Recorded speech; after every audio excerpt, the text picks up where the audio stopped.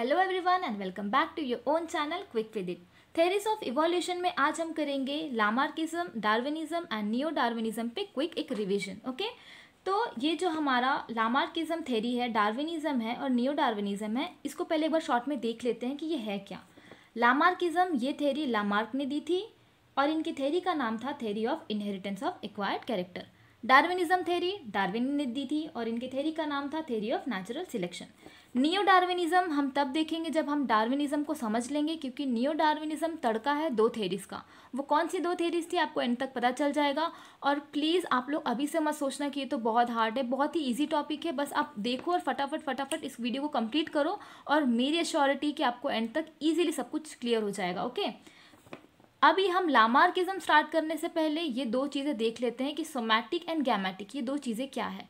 ये चीज़ें हमें जानना ज़रूरी है कि हमारे बॉडी के सेल जो है सोमैटिक एंड गैमेटिक ये क्या होता है, क्योंकि ये चीज़ें लामार्क को नहीं पता थी, जिस वजह से इनकी थ्योरी को डिस्कार्ड कर दिया गया। अब हम नहीं चाहते कि हमें भी डिस्कार्ड कर दिया जाए एग्जाम में, तो ये चीज़ें हमें जानना ज़रूरी है। ओके, तो ये जो हमारी बॉडी सेल है, हमारी बॉडी सेल दो टाइप की होती है, somatic cell and gametic cell.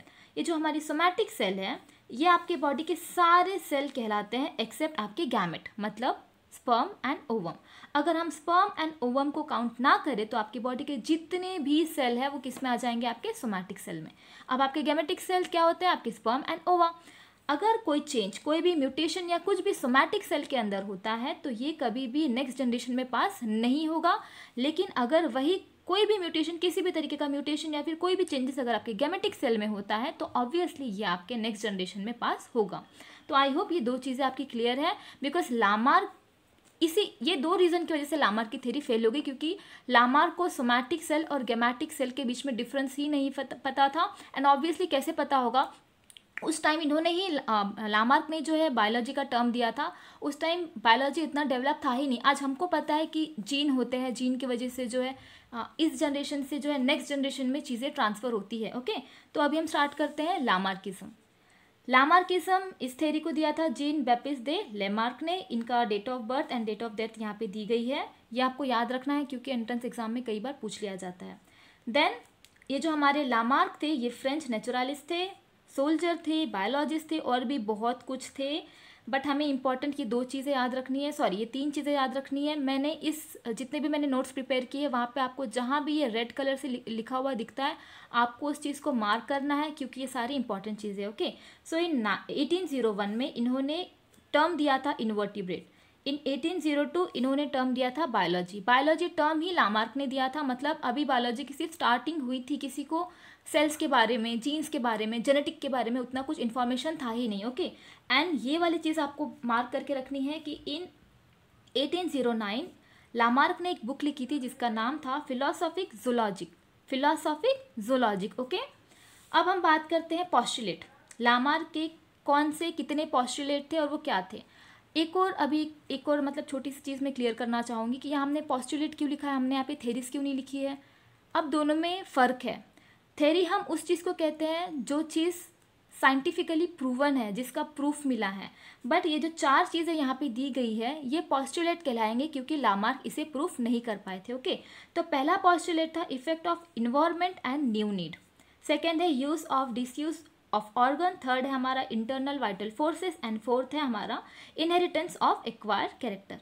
तो लामार्किज्म की पूरी थ्योरी जो है ये चार चीज़ों पे घूम रही थी, ये चार इनके पॉस्टुलेट थे। एक एक करके हम सबको समझेंगे, लेकिन आप ये बात याद रखिए कि लामार्क की पूरी थ्योरी ट्रांसफॉर्मिज्म पे थी। ठीक है, मतलब कि ऑर्गेनिज्म अपने आप को ट्रांसफॉर्म कर रहा है, जो कि प्रूफ वो नहीं कर पाए। ओके, तो इनका फर्स्ट पॉस्टुलेट है effect of environment and new need, मतलब इन्वायरमेंट का इफेक्ट होने से ऑर्गेनिज्म के अंदर न्यू नीड्स कैसे आती है। ओके, तो इन्होंने क्या कहा कि इन्वायरमेंट इन्फ्लुएंस और ऑर्गेनिज्म, इन्वायरमेंट ऑर्गेनिज्म को इन्फ्लुएंस करता है, मतलब इन्वायरमेंट में अगर चेंजेस होंगे तो ऑर्गेनिज्म के अंदर भी चेंजेस आएंगे।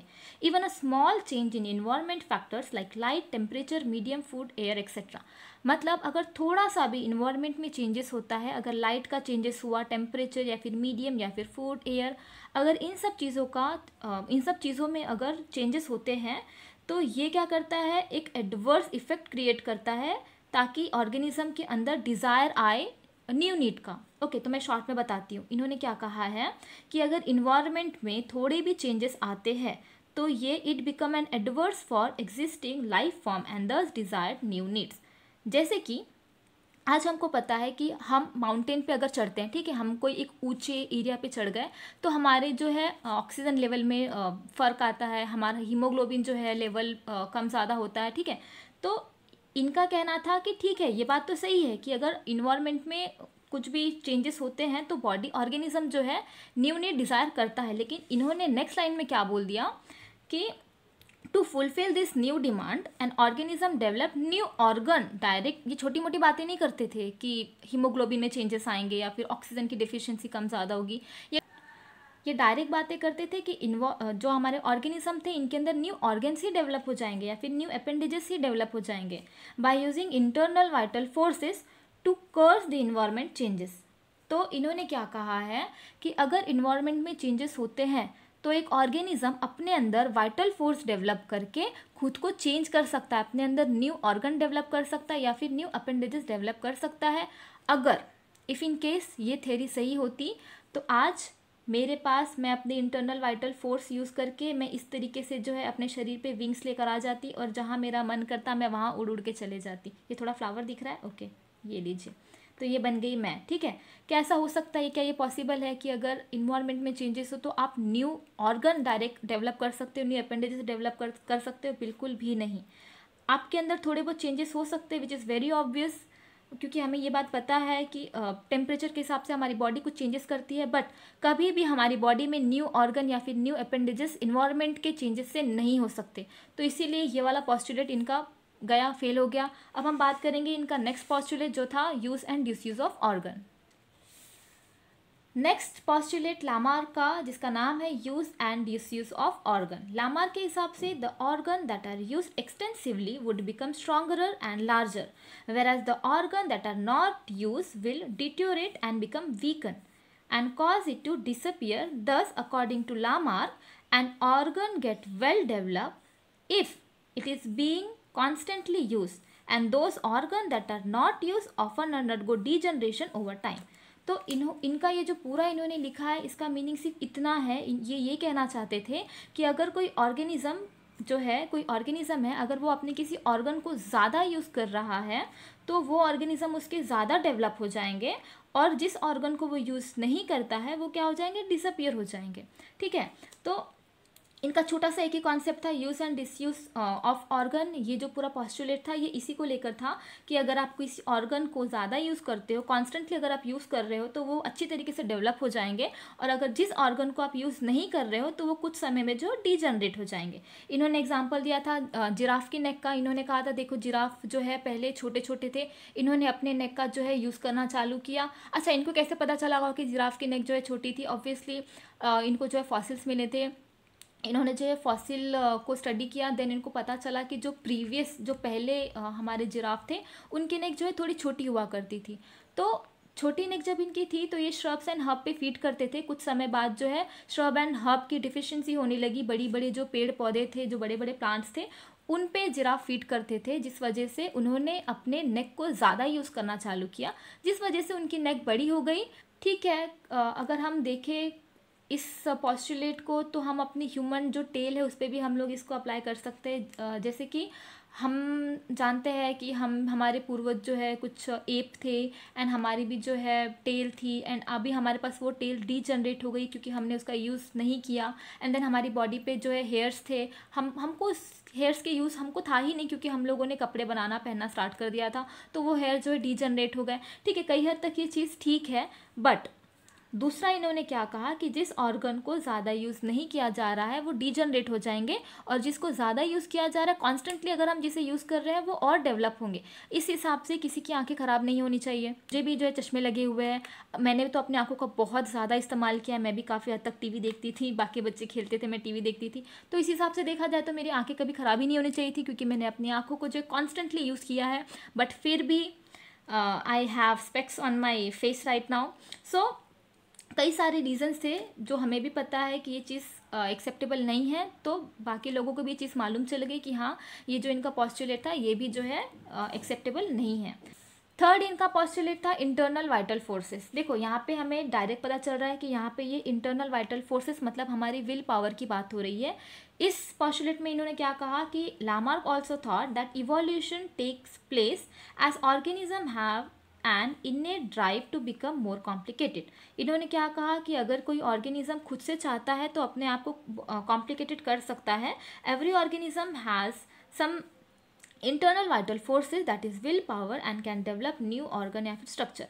देखो बड़ी बड़ी बातें यहाँ पे भी चालू हो गई। इन्होंने क्या कहा कि अगर आपकी विल पावर है, आपकी इंटरनल जो वाइटल फोर्सेस है, उसको अगर आप यूज़ करो तो आप अपनी बॉडी में कोई न्यू ऑर्गन या फिर स्ट्रक्चर डेवलप कर सकते हो। फिर उन्होंने अपना फेवरेट एग्जांपल दिया जिराफ नेक का। जिराफ ने अपनी इंटरनल वाइटल फोर्सेस को यूज़ किया, वो चाहता था कि उसकी नेक बड़ी हो जाए तो उसकी नेक बड़ी हो गई। दूसरा इन्होंने एक्वेटिक बर्ड का एग्जाम्पल दिया, जो हमारी नॉर्मल बर्ड्स होती है, आपने उनके पैर देखे होंगे, और जो आप एक्वेटिक बर्ड है आपने उनके पैर देखे होंगे, उनके पैरों पे जैसे फ्लैप्स लगे हुए थे ताकि वो स्विम कर पाए। तो इनका कहने का मतलब ये था कि कुछ बर्ड्स ने जो है अपनी इंटरनल विल पावर यूज़ की, उन्होंने सोचा कि हमें स्विम भी करना है तो उनके जो है फ्लैप्स बन गए। एंड देन फ्लाइटलेट बर्ड का इन्होंने एग्जाम्पल दिया कि जो जैसे कि ईमू हो गया, हमारा ऑस्ट्रिच हो गया, इन्होंने जो इन्होंने अपनी विल पावर नहीं यूज़ की तो ये उड़ नहीं पाए। एंड देन इन्होंने हॉर्सेस का एग्जाम्पल दिया कि पहले के हॉर्सेस के जो डिजिट्स थे वो 5 थे और अब जो है रिड्यूस हो चुके हैं। तो इन्होंने इसमें भी यही बताया है कि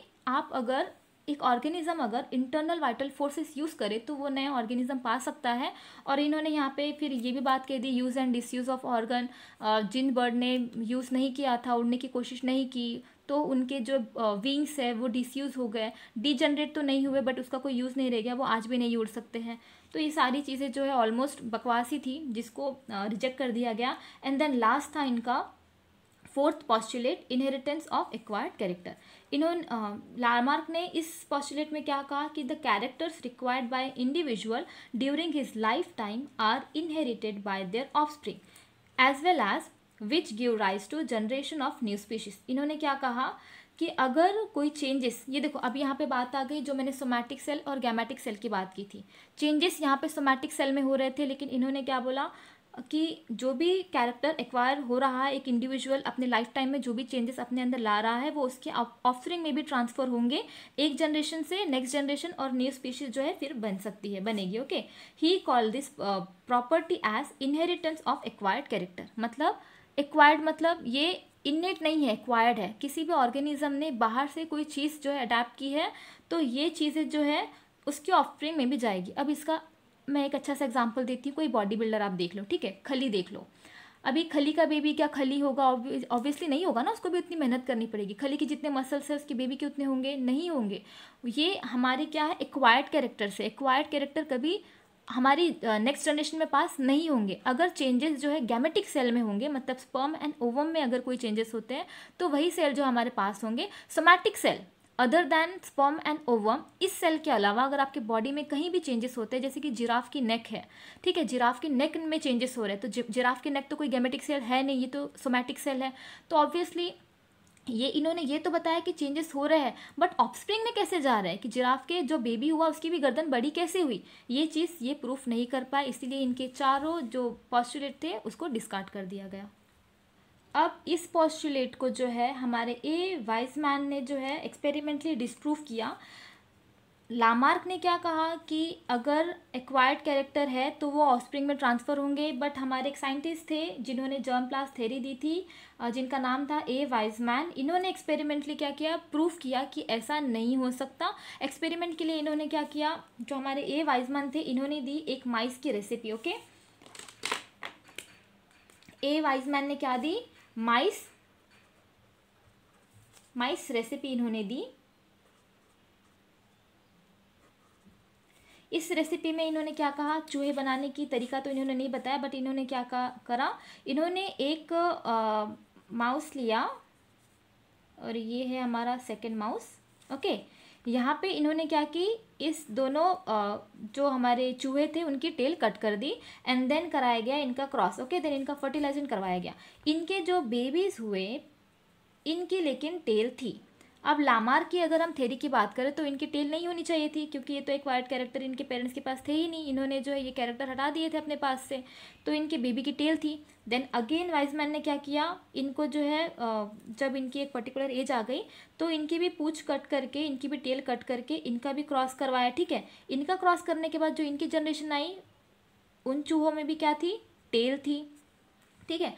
तो ये एक्सपेरिमेंट जो है हमारे वाइसमैन ने 21th जनरेशन तक की, बट 22nd जब जनरेशन आया तभी भी ये जो बच्चे थे माउस के, इनमें क्या थी, टेल थी, ओके। तो यहाँ पे बहुत ही अच्छे तरीके से इस पोस्टुलेट को जो है डिस्कार्ड कर दिया किसने, हमारे ए वाइसमैन ने, ओके। तो इन्होंने क्या दी थी, हमारी माइस की रेसिपी दी थी, जिसमें इन्होंने बताया है कि कभी भी जो सोमैटिक सेल में चेंजेस होते हैं वो जो है प्रोजेनी में पास नहीं होते, ये एक्वायर्ड कैरेक्टर जो है इनहेरिट नहीं कर सकते हैं, ओके।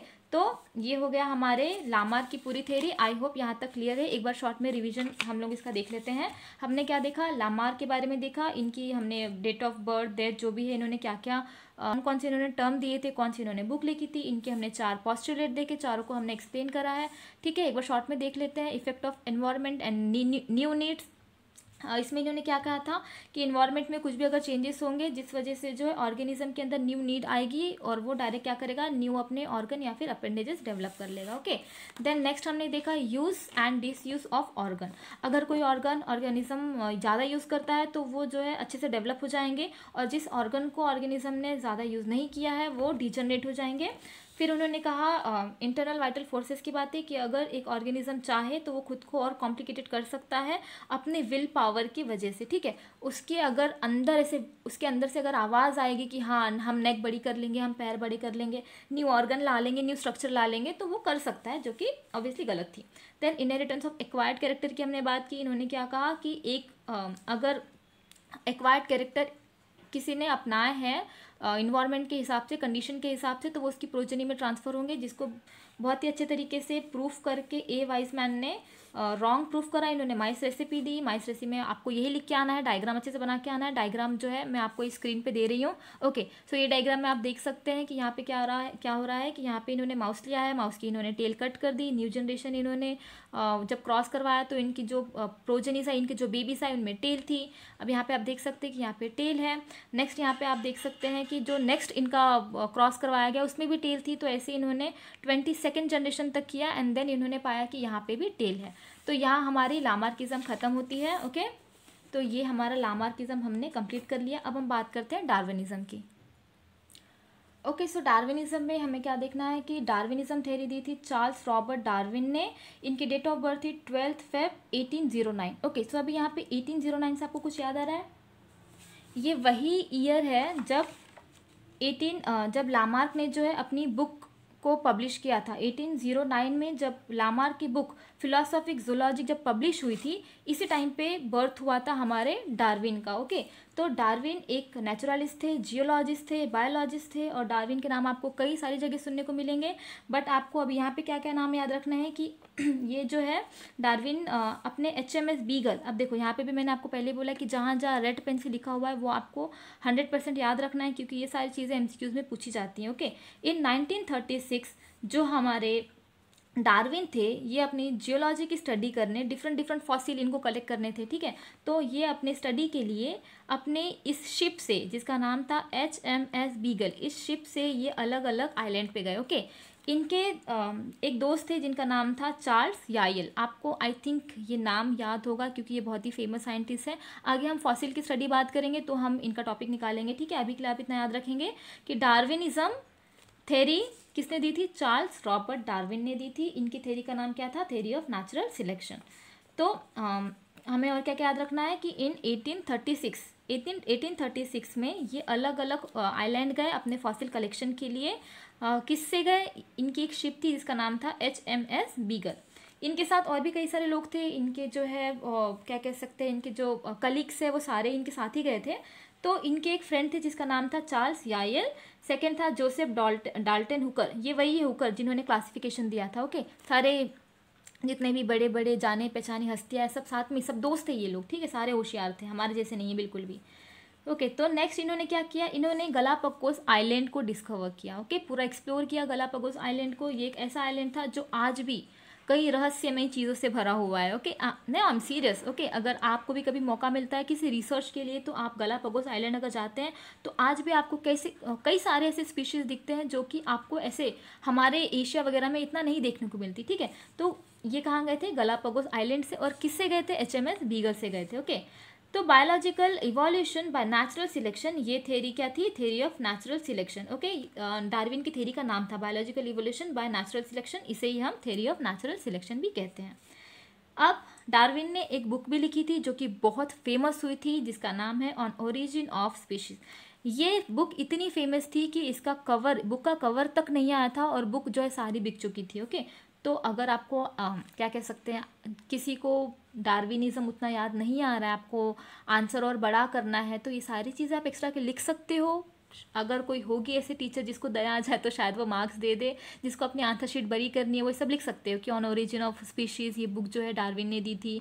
ये बुक काफ़ी फेमस थी, काफ़ी ज़्यादा जो है इसकी पब्लिसिटी हुई। उस टाइम पे लोग काफ़ी क्रेजी से मतलब बुक का जो है कवर पेज लगने से पहले ही बुक सारी जो है बिक चुकी थी। लेकिन आपको ये डेट याद रखनी है कि इन 1859 में ये बुक जो है पब्लिश हुई थी। Darwin was influence by T.S. Malthus, इसको भी आपको याद रखना है, ये वाला पॉइंट काफ़ी इंपॉर्टेंट है। T.S. माल्थस, इनसे ये काफ़ी जो है इन्फ्लुएंस थे, ये भी MCQs में बहुत बार पूछा गया है। इसके अलावा T.S. माल्थस के अलावा डार्विन जो है काफ़ी इन्फ्लुएंस थे लामार्क से, यायल से, वॉलेस से, कुवियर से। कुवियर ये आपके कैटाट्रॉफिज्म वाले कुवियर है जिन्होंने इवोल्यूशन में थ्योरी दी थी कैटाट्रॉफिज्म की। हाल्टन, बुफॉन, इरास्मस डार्विन, ये जो इरास्मस डार्विन है ये डार्विन के ही ग्रैंडफादर है, आई गेस। मतलब इनकी डार्विन के ही कोई लगते थे, ग्रैंडफादर या ग्रैंडफादर कोई तो भी थे। तो आपको ये सारी चीज़ें याद रखनी है। अब आपको MCQs में क्या दे देगा, आपको इनमें से कोई 3 नाम दे देंगे और चौथा कोई अलग सा नाम दे देगा और आपको मतलब पूछेंगे कि किससे इन्फ्लुएंस नहीं थे, तो ये सारे नाम आपको याद रखने हैं। और जो अगला कोई नाम आता है तो वही आपको ऑप्शन होगा कि इससे इन्फ्लुएंस नहीं थे। अब डार्विन के भी कुछ पॉस्टुलेट थे। डार्विन के पॉस्टुलेट क्या थे, फर्स्ट था ओवर प्रोडक्शन, सेकंड था स्ट्रगल फॉर एग्जिस्टेंस, थर्ड था इनका वेरिएशन जिसे डिफरेंसेस भी कहते हैं, एंड फोर्थ था सर्वाइवल ऑफ द फिटेस्ट। इसको हम शॉर्ट में देख लेते हैं कि ओवर प्रोडक्शन क्या है। डार्विन का जो फर्स्ट पॉस्टुलेट है जिसका नाम है ओवर प्रोडक्शन, इसमें उन्होंने बताया कि जब एक फेवरेबल कंडीशन होती है तो ऑर्गेनिज्म क्या करता है, अपने आप को रिप्रोडक्शन चालू करता है और वो ओवर प्रोडक्शन करता है। देन अभी ओवर प्रोडक्शन तो हो गया, सपोज आप इमेजिन करो कि आपके एरिया में एक डॉग है, उसने जो है 12-13 बच्चे दिए हैं। ठीक है, ओवर प्रोडक्शन हो गया। कब उसने बच्चे दिए, जब फेवरेबल कंडीशन थी तब उसको बेबीज हुए। एंड देन अब उस 12 बच्चों में क्या होगा, struggle for existence. Obviously struggle करना पड़ेगा फूड के लिए, अपने एरिया के लिए, सराउंडिंग के लिए, हर चीज़ के लिए उनको स्ट्रगल करना पड़ेगा। Okay, so struggle for existence, वही एग्जिस्ट कर पाएगा जो स्ट्रगल करेगा। ओके, एंड देन हमें देखने को मिलेंगे वेरिएशन एंड डिफरेंसेस। देन जो फिट होगा वही सर्वाइव कर पाएगा। 12 जो बच्चे थे, 12 में से जिन्होंने स्ट्रगल किया वही एग्जिस्ट कर पाए, सब में हमें वेरिएशन देखने को मिले। एंड सर्वाइव अब वही करेगा जो फिट होगा, जिसको इन्वायरमेंट जो अपने सराउंडिंग के हिसाब से खुद को डालेगा, डालने के बाद जो है वही क्या करेगा, अपनी प्रोजेनी रिप्रोड्यूस कर पाएगा। मतलब आगे आपको यहाँ पे लिख के क्या आना है, origin of new species. Okay, जो सर्वाइव करेगा, जो फिट होगा वो सर्वाइव करेगा और वही क्या करेगा, अपनी न्यू स्पीशीज को डेवलप कर पाएगा। ओके, अब हम बात करते हैं एविडेंस की। जो हमने डार्विन की थ्योरी पढ़ी, जो पॉस्टुलेट थे, उसके एविडेंस हमें देखने को मिलते हैं इंडस्ट्रियल मैनालिज्म के थ्रू। ठीक है, अब जो BSc के बच्चे हैं उनको एग्जाम में ये इंडस्ट्रियल मैनालिज्म पूछा जाता है, तो इसको मैं शॉर्ट में बताऊंगी। आपको जो है बुक से पूरा पढ़ के अच्छे से लिख के आना है, लेकिन अगर आप इतना देख लोगे तो आपको समझ जाएगा कि इंडस्ट्रियल मैनालिज्म है क्या। तो हम इंग्लैंड की बात कर रहे हैं यहाँ पे। 1820 में इंग्लैंड जो है पॉल्यूशन फ्री था। एक चीज़ याद रखना कि जहाँ पे पॉल्यूशन कम होता है वहाँ पे लाइकेंस ज़्यादा होते हैं। क्या होता है, जहाँ पे पॉल्यूशन कम होता है वहाँ पे लाइकेंस ज़्यादा होते हैं। लाइकेंस कैसे होते हैं, ग्रे कलर के होते हैं। ठीक है, जहाँ पे पॉल्यूशन ज़्यादा होगा वहाँ पे लाइकेंस कम होंगे। ये बात क्लियर हो गई, जहाँ पे पॉल्यूशन कम लाइकेंस ज़्यादा, जहाँ पे पॉल्यूशन ज़्यादा वहाँ पे लाइकेंस कम। अब आप अपनी सराउंडिंग में देख लीजिए, अगर आपको लाइकेंस दिख रहे हैं मतलब वहाँ पे पॉल्यूशन कम है। अगर आपके एरिया में कहीं पे भी लाइकेंस नहीं, इसका मतलब आपके एरिया का, आपका जो एरिया है वो काफ़ी पॉल्यूटेड है। अब इन्होंने क्या देखा, जो ग्रे कलर के मॉथ थे, ये जिसे हम बिस्टॉन बिटल एरिया भी कहते हैं, वेयर मोर इन नंबर। जब इंग्लैंड पॉल्यूशन फ्री था, मतलब जब पॉल्यूशन नहीं था, तो ये जो ग्रे कलर के हमारे बिस्टन बिटुलेरिया थे इनका नंबर ज़्यादा था। लेकिन कुछ समय बाद पोल्यूशन बढ़ा, पोल्यूशन बढ़ने की वजह से ग्रे कलर के जो हमारे मॉथ थे वो कम हो गए, क्योंकि लाइकेंस कम हो गए। पोल्यूशन ज़्यादा होगा तो लाइकेंस कम होंगे। अब ग्रे कलर पे अगर ग्रे कलर की कोई चीज़ बैठी हुई है तो ऑब्वियसली वो नहीं दिख पाएगी किसी को। तो इस वजह से जब पोल्यूशन फ्री था इंग्लैंड, उस समय ग्रे मॉथ ज़्यादा थी, लेकिन जैसे ही पोल्यूशन बढ़ा, लाइकेंस कम हो गए, तो ग्रे कलर के मॉथ जो है एक्सपोज होने लगे, और जो ब्लैक कलर के मॉथ थे वो छुपने लगे, क्योंकि जो पेड़ की जो बार्क थी उस पर लाइकेंस कम हो गया। लाइकेंस कम होने की वजह से क्या हो गया, पोल्यूशन जो गंदा धुआं था, काला धुआं, वो सारे बार्क पे लगता गया। तो काले कलर के जो मॉथ थे वो छुप गए, लेकिन ग्रे कलर के मॉथ क्या हो गए, कम हो गए। उनको प्रीडेटर्स ने उनको आके खा गए, प्रीडेटर्स उन्हें। तो इससे हमें क्या पता चल रहा है, मतलब इन शॉर्ट हमें क्या याद रखना है कि लाइकेंस ज़्यादा है तो ग्रे मॉथ ज़्यादा थे, लाइकेंस कम थे, ग्रे मॉथ कम हो गए। ये डायग्राम मैं आपको यहाँ पे शो कर रही हूँ, ठीक है। ये देखिए आप, यहाँ पे जो है ग्रे कलर के मॉथ है एंड ब्लैक कलर के मॉथ है। जब इंग्लैंड पॉल्यूशन फ्री था, मतलब इन 1820 में, ग्रे मॉथ जो है बहुत ज़्यादा थे, जिस वजह से इनकी पॉपुलेशन बढ़ते जा रही थी। और यहाँ पे आप देखिए कि जो ब्लैक मॉथ थे उस समय इनकी पॉपुलेशन बहुत कम थी, लेकिन जैसे ही पॉल्यूशन बढ़ा, लाइकेंस कम हो गए, तो ग्रे मॉथ ज़्यादा एक्सपोज होने लगे, जिस वजह से जो इनकी प्रीडेटर्स थे वो इन्हें खा जाते थे, एंड देन ब्लैक मॉथ की जो है पॉपुलेशन बढ़ गई। या देन हम बात करेंगे ड्रॉबैक्स। डार्विन ने इतनी अच्छी थ्योरी दी थी, बट फिर भी डार्विन भी लामार्क की तरह somatic cell and gametic cell में डिफरेंस नहीं कर पाए। इनके भी कुछ ड्रॉबैक्स थे, इनके भी कुछ डीमेरिट्स थे, जो कि पहला है हमारा, the mechanism of inheritance is not explain. Inheritance जो भी है, इनहेरिटेंस के बारे में वो एक्सप्लेन नहीं कर पाए थे कि इनहेरिटेंस कैसे जो है हो रही है। नेक्स्ट उन्होंने बोला था कि जो only the most adaptive and fittest organism can survive, which is not true. देखो यहाँ पे ये बात क्लियर हो गई ना, यहाँ पे कोई फिट नहीं था, फिर भी कई सारे जो लाइकेंस थे वो सर्वाइव कर गए। तो यहाँ पे क्या बोल रहे थे, डार्विन हमें कह रहे थे कि जो अडेप्टिव होंगे, जो ज़्यादा अडेप्ट करेंगे और जो फिट होंगे वही सर्वाइव कर पाएंगे, ठीक है। तो ये बात सच नहीं थी। नेक्स्ट उन्होंने बताया था कि वो नहीं बता पाए थे कि वेरिएशन क्या होते हैं। ये सेम चीज़ जो है, लामार्क भी इस चीज़ में कंफ्यूज थे कि वेरिएशन क्या होते हैं। जिस समय ये लोग ये सारी थेरीज दे रहे थे, उस समय जो हमारे मेंडल थे उन्होंने ऑलरेडी प्रूवन कर दिया था कि जीन क्या होती है, उन्होंने पूरा जेनेटिक्स को बता दिया था। लेकिन उस समय किसी को जेनेटिक्स के बारे में उतना पता नहीं था, तो उनकी बातों को भी लोग इतना सीरियसली नहीं ले रहे थे। उस समय तो बस डार्विन ही छाए हुए थे, डार्विन की बुक छाई हुई थी, ओरिजिन ऑफ स्पीशीज। तो हमारे जो मेंडल थे उनकी थेरी को कोई उतना सपोर्ट नहीं कर रहा था। उसके बाद आई नियो डार्विनिज्म। मैंने स्टार्टिंग में बोला था कि नियो डार्विनिज्म तड़का है दो थेरी का, तो वो दो थेरी कौन सी थी, डार्विन की थेरी प्लस मेंडल की थेरी, ठीक है। मेंडल की थेरी को उस टाइम किसी ने सपोर्ट नहीं किया था, बट बाद में कई सालों बाद जब मेंडल की डेथ हो गई, तब उनको नोबेल प्राइज़ मिला और बताया गया कि हाँ, मेंडल का वर्क बहुत ही ब्रिलियंट था। उस समय जिस समय लोग बायोलॉजी टर्म दे रहे थे, जिस समय किसी को वेरिएशन के बारे में नहीं पता था, किसी को इनहेरिटेंस के बारे में नहीं पता था, उस समय जो हमारे जो मेंडल थे उन्होंने पूरा क्या कहते हैं जेनेटिक के बारे में बता दिया था, ठीक है। तो डार्विन की थ्योरी जब वेरिएशन नहीं बता पाई, तो फिर देन नेक्स्ट थ्योरी जो है कई सारे साइंटिस्ट ने मिलकर बनाई, जिसमें कई सारे चेंजेस किए गए और इसका नाम दे दिया गया नियो डार्विनिज्म। इस थ्योरी में क्या, इस थ्योरी को हम मॉडर्न सिंथेटिक थ्योरी भी कहते हैं, ठीक है। ये बात आपको याद रखनी है कि neo Darwinism is also known as modern synthetic theory. Neo Darwinism ये टर्म इंट्रोड्यूस किया था first this term neo Darwinism was introduce by a physiologist George Romanes in 1883, ठीक है। इस टर्म को जो है जॉर्ज रोमन्स ने बताया, इंट्रोड्यूस किया। अब ये हमें क्या एक्सप्लेन करती है नियो डार्विनिज्म, तो नियो डार्विनिज्म हमें एक्सप्लेन करती है जेनेटिक ड्रिफ्ट के बारे में, variation due to multiple copies of gene. देखो यहाँ पे जीन की बात आ गई कि वेरिएशन होता है जीन की वजह से, मल्टीपल कॉपी ऑफ जीन की वजह से ही वेरिएशन देखने को मिलते हैं। ये वेरिएशन ना लामार्क बता पाए थे ना डार्विन बता पाए थे, बट ये वेरिएशन हमें नियो डार्विनिज्म में देखने को मिलता है। Lots of micro evolution lead to macro evolution. देखो माइक्रो इवोल्यूशन क्या होंगे, अगर किसी के सेल में चेंजेस हो रहे हैं, किसी की बॉडी ऑर्गन या फिर ऑर्गेनिज्म में चेंज हो रहा है, पूरा पॉपुलेशन में चेंज हो रहा है, तो इसे हम माइक्रो इवोल्यूशन कहेंगे। लेकिन इवोल्यूशन अगर स्पीशीज लेवल के ऊपर होता है, मतलब अबव द स्पीशीज लेवल, तो वो हमारा मैक्रो इवोल्यूशन हो जाएगा, ठीक है।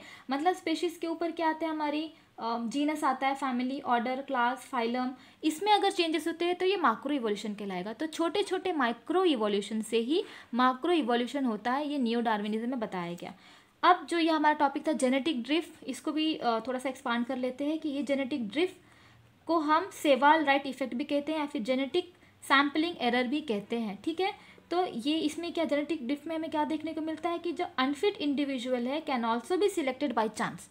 डार्विन ने क्या बोला था कि जो फिट होगा वो वो वही सर्वाइव कर पाएगा। तो ये वो थ्योरी उनकी जो उनका पॉस्टुलेट था वो पॉस्टुलेट ही रह गया, थ्योरी नहीं बन पाई, क्योंकि यहाँ पे जो है हमें जेनेटिक ड्रिफ्ट में देखने को मिलता है कि बाई चांस ऐसा हो सकता है कि जो अनफिट इंडिविजुअल है वो भी नेचर में सिलेक्ट हो जाए। जिसको बताने के लिए दो चीज़ें यहाँ पे बताई गई है, bottle net effect and founders effect. Bottle net effect और फाउंडर्स इफेक्ट की मैं एक दूसरी अलग से वीडियो बनाऊंगी।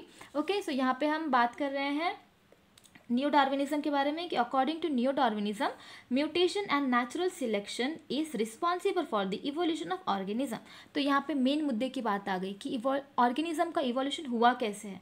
तो according to new Darwinism mutation reason है, म्यूटेशन एंड नेचुरल सिलेक्शन। ठीक है, म्यूटेशन दिया था मेंडल ने एंड नेचुरल सिलेक्शन दिया था हमारे डार्विन ने। तो न्यू डार्विनिज्म बन गया यहाँ पे, मेंडल एंड हमारे डार्विन की थ्योरी आ गई, और ये mutation and natural selection he responsible है ऑर्गेनिज्म के इवोल्यूशन के लिए।